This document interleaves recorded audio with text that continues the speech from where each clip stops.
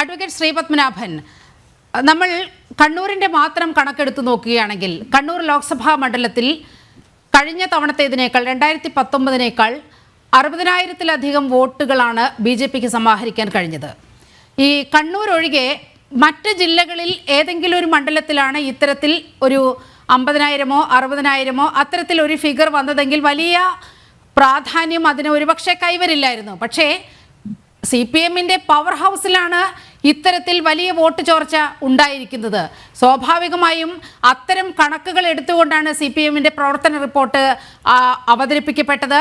അതിൽ വലിയ ആശങ്ക പാർട്ടി പ്രകടിപ്പിക്കുകയും ചെയ്തിരിക്കുകയാണ്.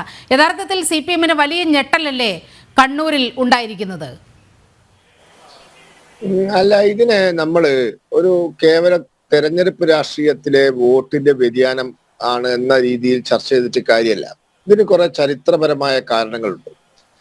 എന്താണ് ഇന്ത്യയിലെ കമ്മ്യൂണിസ്റ്റ് പാർട്ടികൾ പണ്ട് കാലം മുതൽ പുലർത്തി വന്ന നിലപാട്? ഇവിടെ EMS നമ്പൂതിരിപ്പാട് കേരളത്തിലെ മുഖ്യമന്ത്രിയായ കാലത്ത് പണ്ഡിറ്റ് ജവഹർലാൽ നെഹ്റു കേന്ദ്രത്തിൽ പ്രധാനമന്ത്രിയാണ്.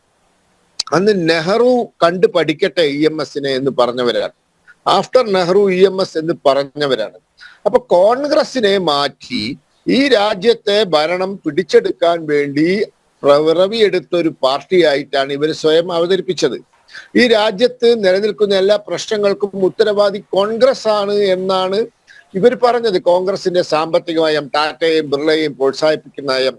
പശ്ചിമ ബംഗാളിലാണെങ്കിൽ ബംഗാളിൽ അന്ന് ഒരു പ്രധാന വിഷയം ഇവരെടുത്തു പിടിച്ചത് ബംഗ്ലാദേശിൽ, അതായത് കിഴക്കൻ പാകിസ്ഥാനിൽ നിന്നും വന്ന അഭയാർത്ഥികളെ കോൺഗ്രസ് ഗൗനിക്കുന്നില്ല എന്ന് പറഞ്ഞ് ആ വിഷയം എടുത്തിപ്പിടിച്ചിട്ടാണ് അവർ 60കളുടെ അവസാനം 70കളുടെ ആദ്യമാവുമ്പോഴേക്കും ബംഗാളിയുടെ മനസ്സിൽ ഹൃദയത്തിന് സ്ഥാനം നേടി അവിടെ ഭരണം പിടിച്ചെടുത്തത്. ബംഗാളികൾ ജനസംഖ്യയിൽ ധാരാളമുള്ള ത്രിപുരയിലും അത് സംഭവിച്ചു. അപ്പൊ പ്രധാനമായും കോൺഗ്രസ് വിരുദ്ധ നിലപാടായിരുന്നു. എന്നാൽ 60കളിൽ കമ്മ്യൂണിസ്റ്റ് പാർട്ടി പിളർന്നപ്പോൾ ഒരു പാർട്ടി കോൺഗ്രസിന്റെ കൂടെ പോയി. ആ പാർട്ടിക്ക് സംഭവിച്ച ക്ഷീണത്തിന് കാരണം അതാണ്. പക്ഷെ CPM അന്ന് പിടിച്ചു നിന്നു. അവർ കൃത്യമായ കോൺഗ്രസ് വിരുദ്ധ നിലപാടുകളുമായി മുന്നോട്ട് പോയി. 80കളുടെ അവസാനം 90കളുടെ ആദ്യം EMS നമ്പൂതിരിപ്പാട് പറഞ്ഞൊരു കാര്യമുണ്ട്. അതായത് BJPയെ ഒറ്റപ്പെടുത്തണം, കോൺഗ്രസിനെ പരാജയപ്പെടുത്തണം. ഇതാണ് ഇടതുപക്ഷം ഇന്ത്യയിൽ സ്വീകരിക്കുന്ന, അല്ലെങ്കിൽ ഇടതുപക്ഷത്തിന്റെ നയം ഇതാണ്, ഇതിന്റെ ഉദ്ദേശം ഇതാണ്. BJPയെ ഒറ്റപ്പെടുത്തുക, കോൺഗ്രസിനെ പരാജയപ്പെടുത്തുക. അവിടെ നിന്ന് 2004 മെയ് മാസം ആവുമ്പോഴേക്കും നിങ്ങൾക്ക് ഓർമ്മയുണ്ടാവും, 2004 മെയ് മാസത്തെ ലോക്സഭാ തെരഞ്ഞെടുപ്പിന്റെ ഫലം വന്നെന്ന് രാത്രി കോൺഗ്രസുകാർ ആവശ്യപ്പെടുന്നതിന് മുമ്പ് സീതാറാം യെച്ചൂരി ദേശീയ മാധ്യമങ്ങളുടെ മുമ്പിൽ വന്ന് അൺകണ്ടീഷണൽ സപ്പോർട്ട് എന്ന് പറഞ്ഞു. 43 സീറ്റാണ് CPM-ന് കിട്ടിയത്. ഇടത് മുന്നണിക്ക് 59 സീറ്റാണ്. 213 സീറ്റാണ് അന്ന് കോൺഗ്രസ് മുന്നണിക്ക് കിട്ടിയത്. അപ്പൊ 213 59 കൂട്ടിയാൽ 272 കേവല ഭൂരിപക്ഷമായി. അന്നാണ് പറഞ്ഞത് ചോദിക്കാതെ പിന്തുണ പ്രഖ്യാപിച്ചുകൊണ്ട് കോൺഗ്രസിന്റെ ഒരു സഖ്യകക്ഷിയെ പോലെയായി CPM 5 കൊല്ലത്തോളം ആ കോൺഗ്രസ് സർക്കാരിനെ സഹായിച്ചു. പിന്നെ ആണവ കരാറിന്റെ പേരിൽ തെറ്റിപ്പിരിഞ്ഞു പോയെങ്കിലും ഇപ്പോൾ ഇന്ത്യയിലെ പല സംസ്ഥാനങ്ങളിലും കോൺഗ്രസുമായി സഖ്യമാണ്. അത് ഇന്ത്യ മുന്നണി വന്നതിന് ശേഷമല്ല, 2019 സഖ്യമായിരുന്നു. 2021 കേരളം ഒഴികെ മറ്റ് സംസ്ഥാനങ്ങളിൽ സഖ്യമുണ്ടായിരുന്നു.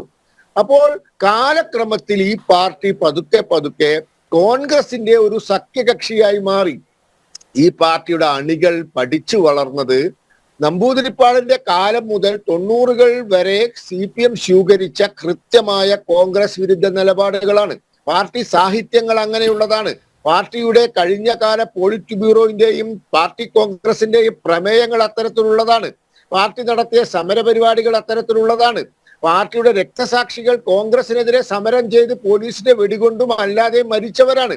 അപ്പൊ കോൺഗ്രസ് വിരുദ്ധ സമരത്തിലൂടെ, നിലപാടിലൂടെ ഒരു പാർട്ടി വളർന്നു വരുന്നു, അണികളെ പിടിച്ചു നിർത്തുന്നു, അണികളെ എഡ്യൂക്കേറ്റ് ചെയ്യുന്നു. ഒരു കോൺഗ്രസ് വിരുദ്ധ പാർട്ടിയായി സ്വയം അവതരിപ്പിച്ച അണികളെ സംഘടിപ്പിച്ചു നിർത്തുന്ന പാർട്ടി 5-10 കൊല്ലം കൊണ്ട് കോൺഗ്രസിന്റെ ഒരു സഖ്യകക്ഷിയാവുകയാണ്. ഇതാണ് CPM നേരിടുന്ന പ്രശ്നം. ഇന്ന് കോൺഗ്രസിനെ വിമർശിക്കാൻ CPM-കാർക്ക് പുറമെ സാധിക്കുമെങ്കിലും അവരുടെ പാർട്ടി ഓഫീസിൽ ഇരുന്ന് സാധിക്കില്ല. കാരണം കേട്ടോണ്ടിരിക്കുന്ന മറ്റൊരു സഖാവ് ചോദിക്കും, അല്ല നമ്മളിപ്പോ അവരെ സഖ്യത്തിലല്ലേ, എന്തിനാ അവരെ ചീത്ത പറയുന്നത്? പിന്നെ കേരളത്തിലെ കോൺഗ്രസിനെ വിമർശിക്കാം. കേരളത്തിലെ കോൺഗ്രസിനെ വിമർശിക്കാം, അത് ശരിയാണ്. പക്ഷേ രാഹുൽ ഗാന്ധി വിമർശിക്കാൻ പറ്റില്ല, സോണിയാഗാന്ധി വിമർശിക്കാൻ പറ്റില്ല, സിദ്ധരാമയ്യെ വിമർശിക്കാൻ പറ്റില്ല, റവനീത് റെഡ്ഡിയെ വിമർശിക്കാൻ പറ്റില്ല, ഹിമാചൽ പ്രദേശ് സർക്കാരിനെ വിമർശിക്കാൻ പറ്റില്ല, കോൺഗ്രസിനെ വിമർശിക്കാൻ പറ്റില്ല. ഇപ്പൊ ഇതൊരു ഐഡന്റിറ്റി ക്രൈസിസ് ആണ്. CPM നേരിടുന്ന ഐഡന്റിറ്റി ക്രൈസിസ് ആണ്. അവർ ഇന്നലകളിൽ പറഞ്ഞതിന് വിരുദ്ധമായൊരു നിലപാടെടുക്കുമ്പോൾ അണികൾക്കുണ്ടാവുന്ന വലിയ ഒരു മാനസിക പ്രശ്നമാണ്, പ്രതിസന്ധിയാണ്, പ്രത്യയശാസ്ത്രപരമായ ഒരു ആശയക്കുഴപ്പമാണ്. ഇതൊക്കെ കൂടി വന്നിട്ടാണ് പൊട്ടിത്തെറി ഉണ്ടാവുന്നത്. പക്ഷേ CPM പോലത്തെ ഒരു പാർട്ടിക്ക് ഒരുപാട് സംവിധാനങ്ങളുണ്ട്, കുറെ സഹകരണ സംഘങ്ങളുണ്ട്, തദ്ദേശ സ്വയംഭരണ സ്ഥാപനങ്ങളുടെ ഭരണമുണ്ട്, സാധാരണ പ്രവർത്തകരുടെ ദൈനംദിന ജീവിതത്തെ സ്വാധീനിക്കാൻ സാധിക്കും. അതുകൊണ്ട് അതിനൊരു വലിയ പൊട്ടിത്തെറി പെട്ടെന്നുണ്ടാവില്ല. കാലക്രമത്തിലുള്ള കൊഴിഞ്ഞു പോക്കാണ് സംഭവിക്കുക. അത് കേരളത്തിൽ തുടങ്ങിക്കഴിഞ്ഞു. ആലപ്പുഴയിൽ അത് കണ്ടു, ആറ്റിങ്ങലിൽ കണ്ടു, കണ്ണൂരിലും പല സ്ഥലത്തും കാണുന്നുണ്ട്. ഇത് വരുന്ന ദിവസങ്ങളിൽ കൂടുതൽ രൂക്ഷമാകും.